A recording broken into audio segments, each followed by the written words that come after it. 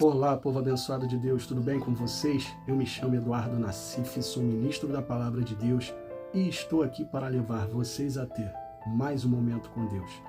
Não esqueçam de se inscrever no canal para vocês receberem diariamente as mensagens e também as minhas orações. Que a palavra de hoje possa verdadeiramente entrar no seu coração e abençoe sua vida. A mensagem de hoje será uma mensagem para podermos aprender com Jacó. Esse homem teve algumas fases em sua vida e vamos aprender que essas fases têm tudo a ver com a vida de muitas pessoas. Não só as fases de Jacó, mas uma fase também de Israel.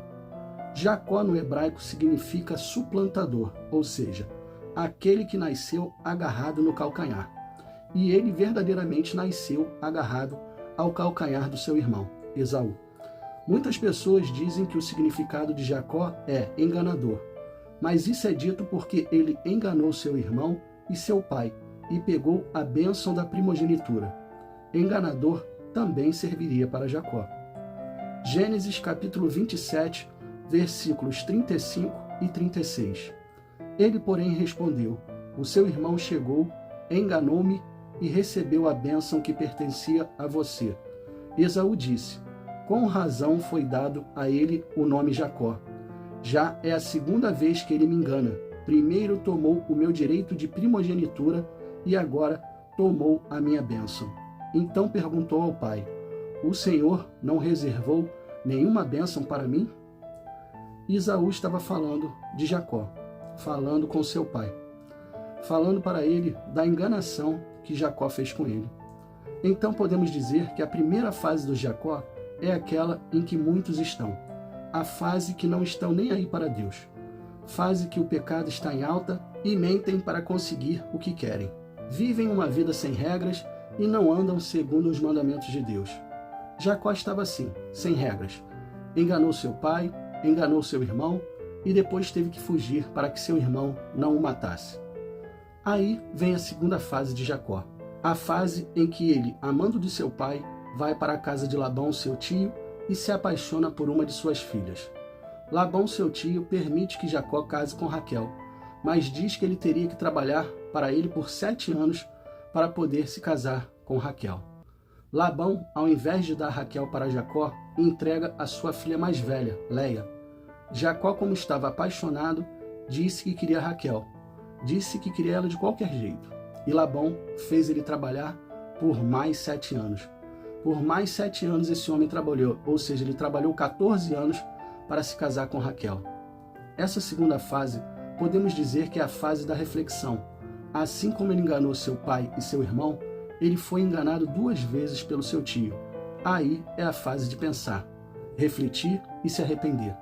Com certeza Jacó deve ter lembrado do que fez ao seu pai e ao seu irmão, e deve ter pensado assim: como eu os enganei, eu fui enganado agora 2 vezes pelo meu tio. Jacó paga mais 7 anos, ou seja, 14 anos no total. Aí ele resolve voltar para a casa do seu pai, sem saber o que iria acontecer. Mas ele já estava de outro jeito. Ele já estava arrependido e pronto para pedir perdão ao seu irmão. Isso é o que acontece com muitas pessoas quando estão vendo que precisam de Deus em sua vida. Vão para ele para pedir perdão, se arrependem dos seus pecados. Então, a segunda fase de Jacó é a fase em que ele vai começar a perceber seus erros e começa a enxergar que precisa de Deus em sua vida, pois sem ele nós não somos nada. Ele tanto sabe que precisa de Deus que um anjo chega diante dele, ele luta com o anjo a noite toda. Gênesis capítulo 32, versículos do 24 ao 28. Jacó, porém, ficou só, e lutou com ele um varão até que a alva subia. E vendo que não prevalecia contra ele, tocou a juntura de sua coxa e se deslocou a juntura da coxa de Jacó, lutando com ele. E disse: deixe-me ir, porque já a alva subiu. Porém ele disse: não te deixarei ir, se me não abençoares. E disse-lhe: qual é o teu nome? E ele disse: Jacó. Então disse: não se chamará mais o teu nome Jacó, mas Israel, pois como príncipe lutaste com Deus e com os homens e prevaleceste. A primeira fase de Jacó é a fase do seu próprio nome, Jacó, que podemos dizer o enganador.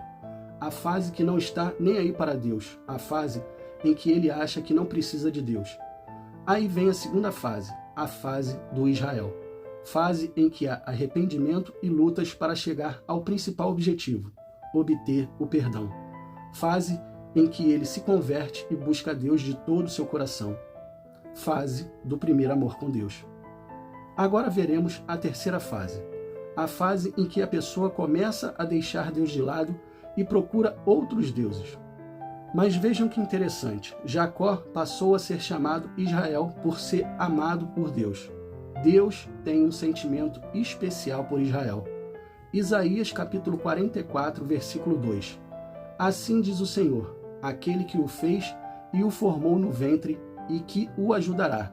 Não tenha medo, ó Jacó, meu servo Jezerum, a quem escolhi. Viram que ele chama Jacó de Jezerum? A expressão Jezerum se refere a Israel. É como um apelido carinhoso que Deus deu para esta nação.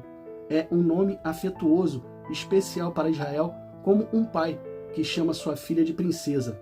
É quando, poeticamente, é usado para Deus expressar sua afeição por Israel, querendo dizer, o querido povo reto. Deus escolheu Israel, mas Israel, o povo, andou se afastando dele. Isso é o que ele sentia por Jacó, um sentimento especial. Essa é a terceira fase, a fase em que as pessoas se afastam de Deus e esquecem de tudo que ele já fez. Deuteronômio capítulo 32, versículos do 15 ao 18. Jezerum engordou e deu pontapés. Você engordou, tornou-se pesado e farto de comida. Abandonou o Deus que o fez e rejeitou a rocha, que é o seu Salvador.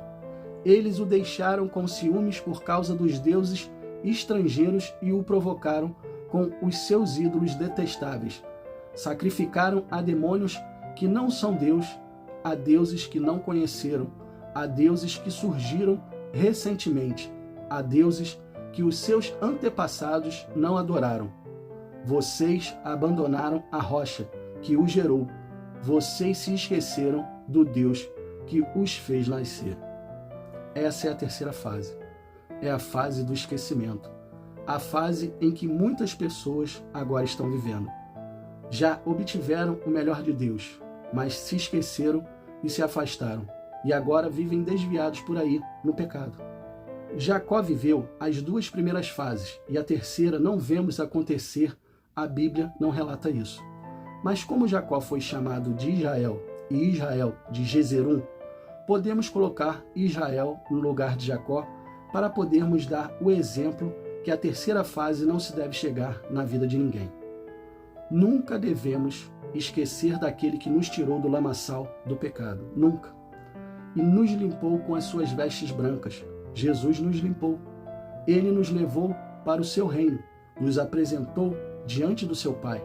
Fomos escolhidos para sermos seus filhos amados. Muitos, depois que Jesus fez tudo isso, depois de milagres em sua vida, bênçãos espirituais, bênçãos materiais, voltam a querer viver na sujeira e esquecem daquele que tudo fez por eles. Essas são as três fases de muitas pessoas.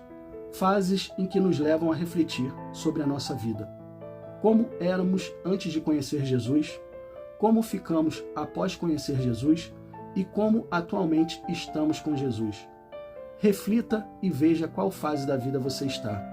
Espero que seja na fase do primeiro amor, a segunda fase que nunca deveria acabar na vida de ninguém, fase em que se busca, que se aproxima e sente prazer de estar na presença de Deus.